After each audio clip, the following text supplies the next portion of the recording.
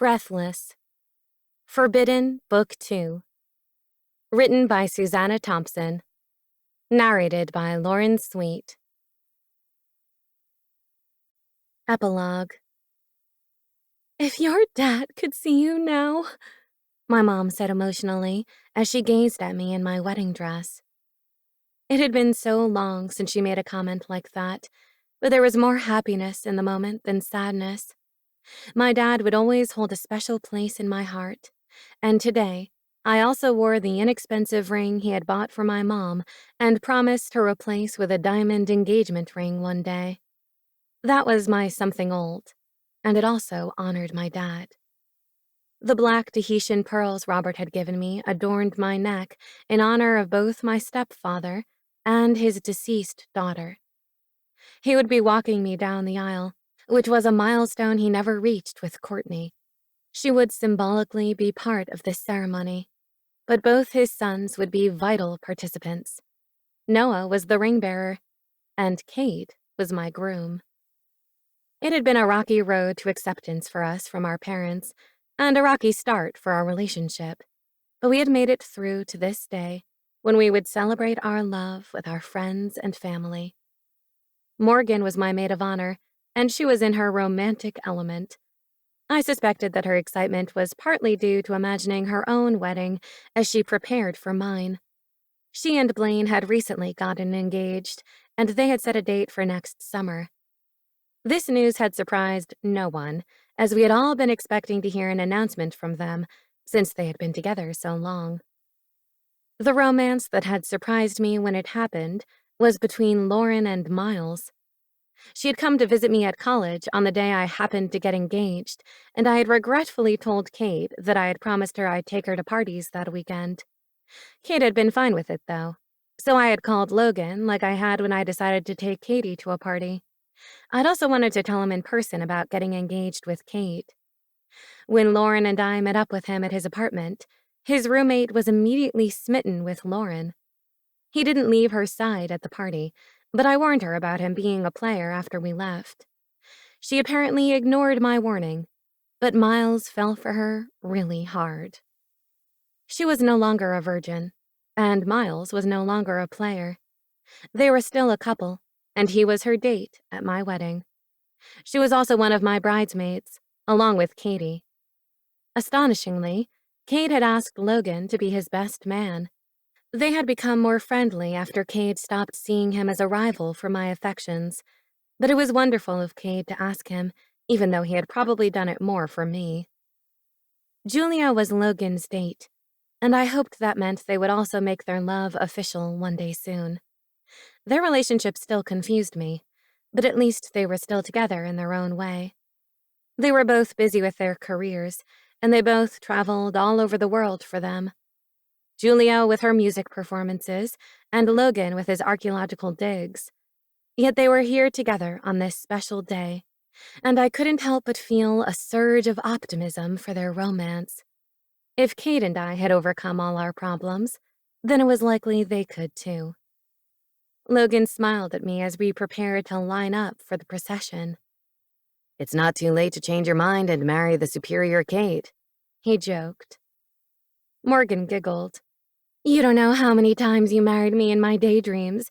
You were like my mental Ken doll. I dressed you up in so many tuxes and put you in so many different ceremonies. We even got married at Buckingham Palace one time, and all the royal guards were our groomsmen." He regarded her with a perplexed expression. "Why would we get married at Buckingham Palace? We're not part of the royal family." "I know, silly," she replied. "Fantasies don't have to make sense. It was part of my princess phase." "Princess phase?" He appeared to be appalled by the idea. "Don't boys have a phase like that too?" she asked. "Haven't you ever fantasized about being a prince?" "Good God, no," he exclaimed. "I did fantasize about being a pirate when I was very young." "You don't look anything like a pirate," she told him. "You look much more like Prince Charming." "Prince Logan," I teased him.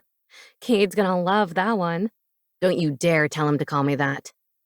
"But it suits you so well," I protested with mock sweetness. It does, Katie agreed innocently. You do look like a handsome prince, Lexie, Logan said in a threatening tone. We had to settle down because the ceremony was about to start.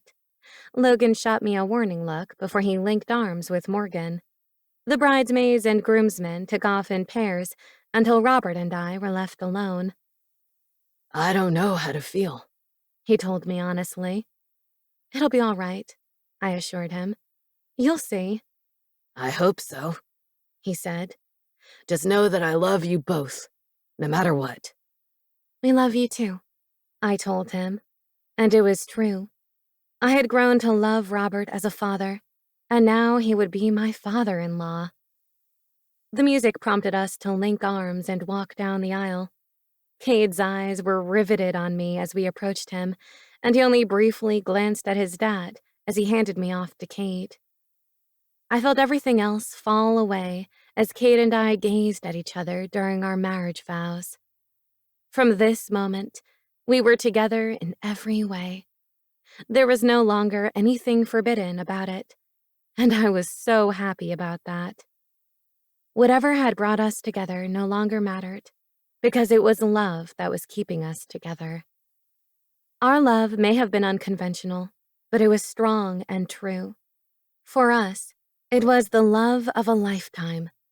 I wasn't naive enough to think that there would be no more bumps in the road before us, but I was happy to travel it with Cade. There was no one else I'd rather spend my life with, and I was excited to join my life with his. Cade was like no one else I'd met in my life, and he had put me through a full spectrum of emotions. He had annoyed me, infuriated me, broken my heart, driven me crazy with lust, embarrassed me, surprised me, loved me like no one else, exasperated me, touched my heart, and now he had married me. If nothing else, I knew that I would never have a dull moment with him. You may now kiss the bride, The preacher said.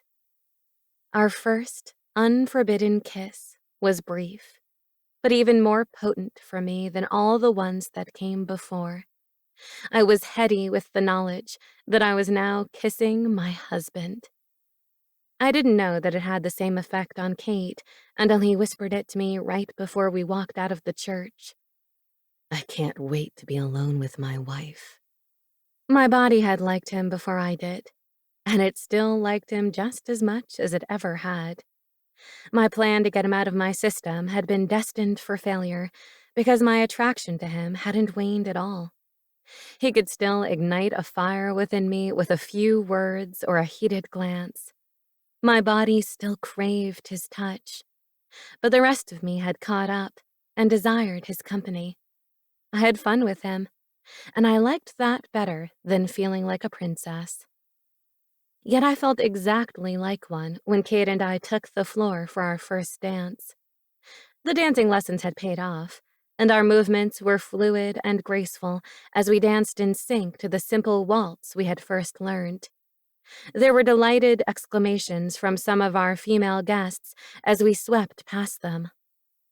Do you love me now that I can dance? Cade quipped. Only when you don't step on my toes, I retorted. I'm just playing footsie with you, he said. You know I just got into dancing for the sex. Admit that dancing is fun, I insisted. You know you like it. I only like you, He retorted. I don't even like any of these people. What the hell are they all doing here? They're keeping me from dirty dancing with you. Cade, I protested laughingly. Hush, someone might hear you and think that you really want them to leave.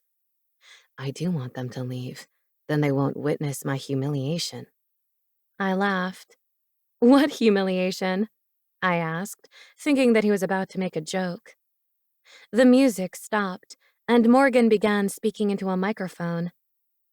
Ladies and gentlemen, Cade would like to serenade his beautiful bride. She told me that's what you would have picked if I lost the bet, He explained to me as I glanced at him in disbelief. I didn't tell her what you really wanted, He added with a smirk. Morgan approached us and handed Cade the microphone. Lexie, He said. This pretty much sums up how I feel about you. Then he began to sing My Girl to me, and I thought that my heart would burst with love. When I reminisced about it afterwards, I marveled that he was the same guy I once thought was heartless.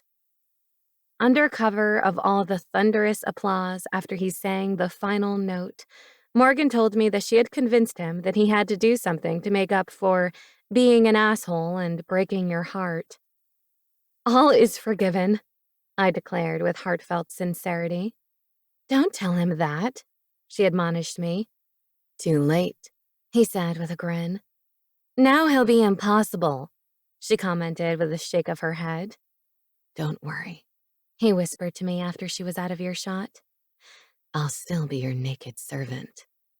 I groaned. You really will be impossible, won't you? He smirked.